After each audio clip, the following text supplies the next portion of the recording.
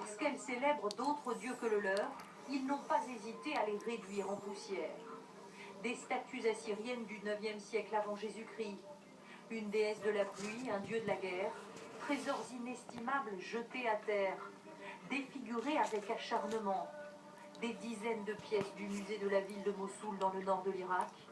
Pour ces combattants de l'État islamique, ces visages de pierre ne sont que le signe d'une idolâtrie.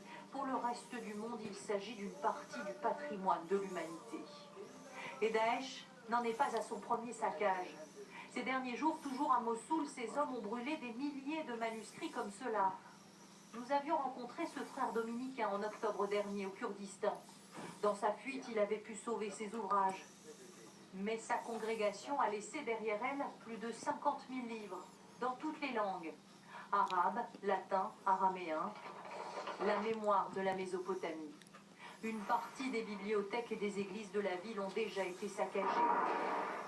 En juillet dernier, c'est un lieu de pèlerinage musulman, le tombeau du prophète Jonas, qui a été littéralement soufflé.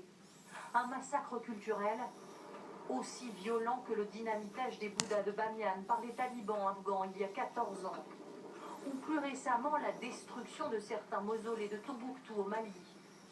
Quel que soit leur pays, les islamistes ne supportent aucune évocation de l'art, de la musique, des sciences, parce que la pensée et la culture menacent évidemment leur absolutisme.